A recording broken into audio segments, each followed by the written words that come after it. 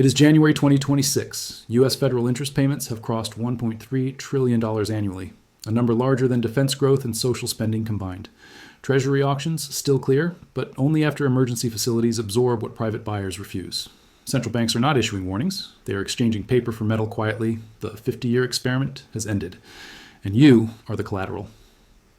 For 5 decades, the global financial system operated on a single assumption. Unlimited paper claims could replace limited physical reality. Debt could expand faster than production. Confidence could substitute for discipline. That assumption no longer holds. You are not witnessing a recession. You're not watching a market correction.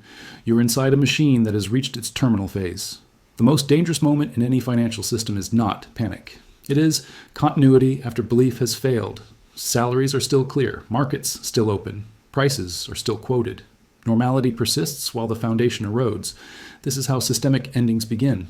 Governments refinance instead of repay. Central banks intervene instead of stabilize. Institutions redefine risk instead of reducing it. Each action confirms the same truth. The system cannot survive honestly. This outcome was engineered long ago. In 1971, the final restraint was removed. Money stopped representing something scarce and became a promise enforced by confidence. Promise became leverage. Leverage became policy. No one voted for this structure. Participation was automatic. Your labor, savings, and purchasing power became inputs sustaining expansion. Inflation became the tax that required no legislation. The experiment did not fail suddenly. It exhausted itself mathematically. Debt compounds faster than revenue. Interest grows faster than output. Stability now requires dilution. The mechanism demands it. The public senses stress but misidentifies the cause. Prices rise, wages lag, savings shrink. These are not anomalies. They are settlement signals. This is not about politics. It is about arithmetic. When a system cannot honor its obligations in real terms, it converts value internally. It consumes the currency base to keep operating. That conversion has begun. You are not early. You're not late. You're present at the transition point where paper claims confront physical limits. The machine is still running. That is what makes this moment dangerous. This phase always feels calm because enforcement replaces trust. Rules multiply. Liquidity appears. But beneath stability, claims exceed collateral. Settlement is delayed, not avoided. When delivery is demanded, the system will reveal its limits, and the cost will be paid by holders of currency and paper promises created during the experiment alone today. The thesis, the 4-stage pattern. History does not move randomly. It advances through a fixed financial sequence governed by limits. Every empire that achieved dominance followed the same 4-stage pattern. Culture changes. Technology evolves. The mechanism does not. Stage 1 is hard money and dominance. An empire rises anchored to something real: gold, silver, land, or productive output. Money represents a claim on physical reality. Because claims are constrained, trust concentrates naturally. Trade expands without distortion. Savings retain value. Power consolidates because the unit of account functions as intended. This stage feels stable because scarcity enforces discipline. Stage 2 is expansion and debasement. Dominance creates obligation. Armies require funding. Infrastructure demands maintenance. Social promises accumulate. Taxation reaches political and economic limits. The state and its financial class discover abstraction. Money becomes credit. Credit becomes leverage. Claims expand faster than production. Asset prices rise. Debt is redefined as growth. Prosperity appears permanent even as discipline quietly disappears. Stage 3 is crisis and loss of control. Debt service begins to outpace productivity. Interest stops being cyclical and becomes structural. Authorities deploy rate cuts, stimulus, and emergency facilities. These tools lose effectiveness. Each intervention stabilizes the surface while weakening the foundation. The financial layer inflates while the real economy stagnates. Control is lost, not through policy failure, but through mathematics. At this stage, the system depends on confidence rather than balance. Stage 4 is the reset. The currency cannot be saved. It is diluted, restructured, or replaced. Paper claims are rewritten through inflation, capital controls, or policy decree. Wealth transfers from holders of promises to holders of physical assets. This stage is never announced. It is managed administratively and justified as a necessity. The United States is no longer approaching stage 4. It is operating inside it. The post-1971 system removed every physical restraint and replaced discipline with confidence. That confidence has now collided with arithmetic. Debt compounds faster than revenue. Interest grows faster than output. Stability now requires debasement. This is not a political outcome. It is the mechanical endpoint of the cycle. Once the mechanism enters stage 4, reversal is impossible. No policy choice, election, or reform can restore balance because the constraint has been removed. And the system can only move forward towards settlement, redistribution, and reset dynamics already in motion today, everywhere globally, now systemic. Historical proof, the rule of three. Every financial collapse that appears sudden is only the visible end of a long mechanical process. History does not hide this process. It repeats. Empires separated by centuries, geography, and technology fail in the same way because they violate the same constraint. When money stops representing something scarce and begins representing political necessity, collapse becomes a matter of timing, not choice. 3 cases prove this beyond debate. The first case is Rome. Rome's early power rested on monetary credibility. The silver denarius was trusted because it contained real metal of consistent weight. Soldiers accepted it for pay. Merchants accepted it for trade. The state accepted it for taxes. Money functioned because it was anchored to physical reality. That anchor allowed Rome to expand across the Mediterranean world with stable internal trade and predictable pricing. Expansion, however, created obligations that outpaced taxation. Legions multiplied. Borders expanded. Administration grew. Political loyalty required payment. Rome reached the same fork every empire reaches. Reduce ambition or debase money. Rome chose debasement. Under Emperor Nero, the silver content of the denarius was reduced. The coin looked the same. Its face and legal value remained unchanged. The reduction was framed as a technical adjustment, not a crisis. This was the first fracture between appearance and reality. Once that fracture existed, it widened. Successive emperors repeated the process. Each debasement funded current expenses by transferring value from savers to the state. Over time, the silver content declined dramatically. By the 3rd century, Rome introduced the Antoninianus, officially worth 2 denarii, but containing far less than double the silver. It was not money in the old sense. It was a claim enforced by law. Prices responded immediately. Soldiers demanded more coins for the same service. Merchants raised prices to protect themselves against further dilution. Trust decayed gradually, then all at once. Rome did not collapse the moment debasement began. It collapsed when money stopped functioning as a store of value and enforcement replaced confidence. At that point, the economy fractured. Taxes were demanded in harder terms. Wages were paid in debased coins. Those closest to power held land and resources. Ordinary citizens held paper claims disguised as money. The reset was unavoidable once debasement became permanent. The second case is Weimar Germany. After the First World War, Germany faced reparations totaling 132 billion gold marks. Gold marks were not abstract units. They represented fixed weight in metal. Germany did not possess the gold required to pay. The debt could not be settled honestly through production or taxation. The state chose the only remaining option, printing. Initially, the system appeared functional. Obligations were met, workers were paid, businesses continued operating. This phase created the illusion that currency creation could substitute for real settlement. That illusion lasted only as long as confidence remained intact. As printing accelerated, velocity followed. Holding cash became irrational. Prices rose not because merchants were greedy, but because money itself was decaying. Bread prices moved from 160 marks to billions, then hundreds of billions. Savings accounts were wiped out. Fixed incomes collapsed. The population adapted rationally by spending immediately and converting paper into goods, land, and foreign currency.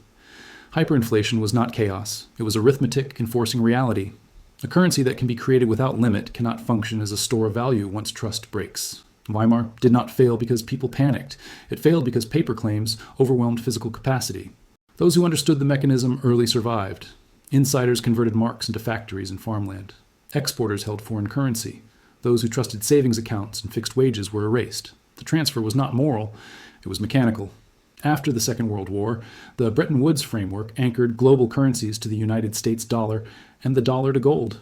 This constraint imposed discipline. The United States could not issue unlimited claims without consequence. That restraint ended in 1971. On August 15th, President Richard Nixon closed the gold window. Foreign governments could no longer redeem dollars for gold. Bretton Woods ended. The final physical anchor was removed. From that moment forward, the dollar became pure credit. This created what became known as the exorbitant privilege. The United States could issue the world's reserve currency without immediate settlement. Deficits expanded, debt accumulated. Financial markets exploded in size. Derivatives multiplied. Paper claims grew far faster than real output. The system appeared stable because confidence replaced constraint. What followed was not sustainable prosperity, but distortion. Asset prices rose faster than wages. Debt became normalized. Saving in currency became punishment. The public was told growth was strong while purchasing power declined. This was not accidental. It was the direct outcome of debasement. First, money is trusted because it is anchored. Second, obligations grow beyond capacity. Third, The anchor is diluted or removed. Fourth, claims expand until confidence fails. Finally, the reset transfers wealth from holders of paper promises to holders of physical assets. Timing is the critical insight. Elites always recognize the mechanism before the public. In Rome, senators held land and grain contracts. In Weimar, insiders held factories and foreign currency. After 1971, asset owners benefited while wage earners absorbed inflation. Debasement never requires announcement. It operates silently through dilution. Inflation is not rising prices. Rising prices are evidence of currency decay. The rule of three proves one fact beyond dispute. Once a system removes its constraint, reversal is impossible. No empire voluntarily restores discipline after debasement begins. Political pressure always favors short-term survival over long-term stability. The modern system is not unique, it is larger. Rome's collapse was regional, Weimar's collapse was national. The post-1971 system is global. Every pension fund, bond market, insurance pool, and savings account is tied to the same unanchored monetary structure. This scale makes the current reset unavoidable and synchronized. There is no external stabilizer left. When settlement is demanded, the system must choose between open default and silent debasement. History shows which path is always taken. The mechanism is not breaking. The modern trap, pivot to today. The modern crisis is not a mystery. It is the final stage of a system designed to defer limits for as long as possible. The post-1971 order replaced physical restraint with confidence and then leveraged that confidence globally. What makes the current moment different from Rome or Weimar is not the mechanism. It is the scale. Today, U.S. federal debt exceeds $36 trillion. Annual interest payments have crossed $1.1 trillion and are rising structurally as older debt rolls into higher yields. This is not cyclical stress. It is compounding arithmetic. When interest grows faster than revenue, the state stops governing and starts servicing. There are only three theoretical ways out of such a position: growth, austerity, or debasement. Growth cannot outrun compounding interest at this scale. Austerity at the required level would collapse the political and social order.